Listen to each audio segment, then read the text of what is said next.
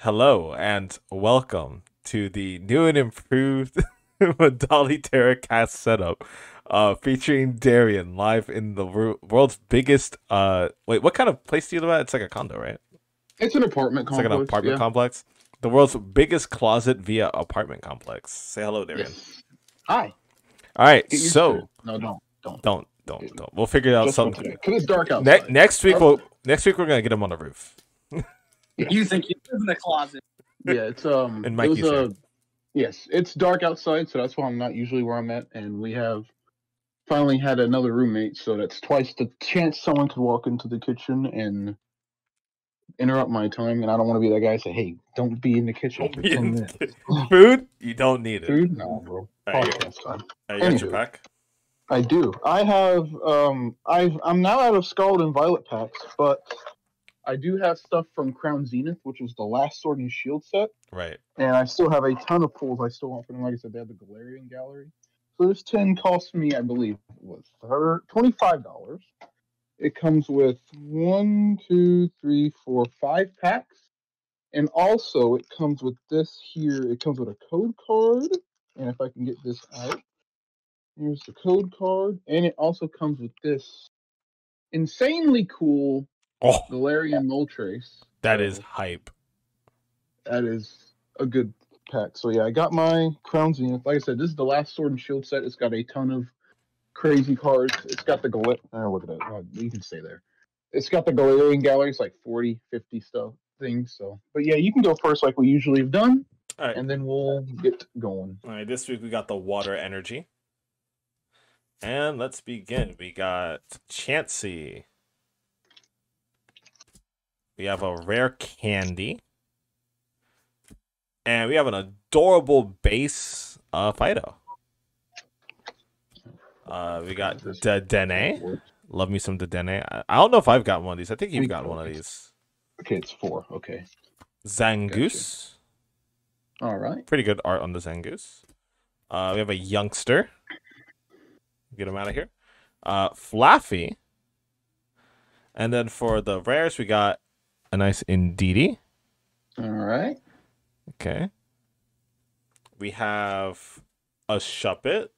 I'll appreciate it. It's good art. And then we got a Halucha. Didn't I already get one of these? Maybe. I don't recall. I think I got one of these already. If not me, you, and if not you, both of us. Yes. All right. So we also start with the Water Energy, and here's what they look like in Zenith. They got a little, like, some sparkles or stuff around them. I don't know. There you go. I see them, yeah. Yeah. Okay. We have Shaman Skyform. Shaman Skyform. That's a weird one. First card here. We have Friends and Hisui. Okay. Draw 3 cards. Simple as that. We have Carnivine, Goated Grass type. We have Larvesta. I believe it's like in a fireplace of some sort. Okay. We have an adorable Shinx. All right. Like a little comic book or something. We have a Whalmer. Looks like it's in that situation in the last few episodes with that Ash thing. Oh, yeah. We have a Galarian Meowth. Nice. We have a Baltoy, however people say it. We have a reverse Volcarona to match our Larvesta earlier. And we have Executor as the regular rare, which is kind of underwhelming for a Crown Zenith pack. Nice. Because this isn't Scarlet Violet, there's no hollows guaranteed. This is Sword and Shield. All right, so we got our first midweek. Not bad.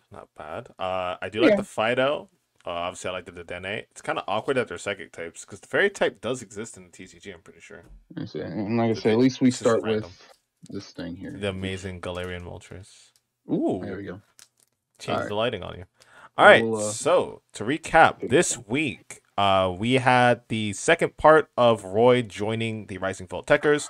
Starts off with him going onto the ship, sort of just sneaking on. Captain bodies him in 0.5 seconds, wakes everybody up, and they're like, hey, we get that you want to see this Hogator again, but you have to think about how it feels.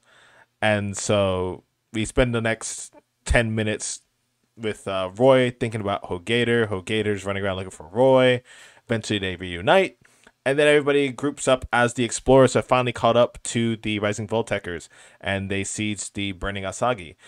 Aliko and Roy help out, and in order to repair the burning Asagi, they also recruit all the bug types from the last episode, which is nice. We got a little bit of continuity from episode to episode, just like I would expect from the anime-esque anime, because it doesn't feel weekly. It just feels like a concurrent, like one story just going on, which is very nice. Hopefully they keep that consistently and we don't get too many episodic episodes. And the episode ends on another cliffhanger as fighting breaks out and things get pretty chaotic. So, Darian, what was your favorite part of this episode? I like the battles towards the end. That was probably one of my favorite parts, and I like seeing Roy's escapades on trying to find the Fuecoco, which I still don't know where it was. I don't know if it was sleeping in the ship somewhere or it's definitely sleeping in the ship, probably in like the bottom, like a storage. Yeah, but the battles at the end and of course the cliffhanger got me pretty excited. So yeah, that was like overall was a good episode. I like this week's battles and things of that nature. But and then the middle we had some more stuff with the Elder, which it was kind of just there. But overall, it was a solid episode. I enjoyed it. Yeah, unfortunately, the Elder on Roy's Little Island is just like a traditional islander, nothing crazy like an Alola Hala or anything like that. They also we did spend a lot of time just in transition between how it started off in the beginning and the big battle at the end. So it was actually relaxing, but again, I mean, I feel like the Roy episodes are still kind of my favorite so far. And I know that we both really love when he's just start chanting for it, singing for it. I really like that connection that they're able to make through song. It's very different, and a lot more instinctive because again, like he's going to be the more Ash type character, more instinctive, more about expressing himself rather than thinking about how he feels. And Liko also did a pretty good job being that sort of like peer, but she's just a little bit ahead of him right now to where it's like, hey, this happened with us too. You just have to learn to connect to it. And I think they did a really good job in these episodes, as well as we talked about in the first couple episodes. Like bonding with Pokemon is very big here, and they're doing a really good job with it.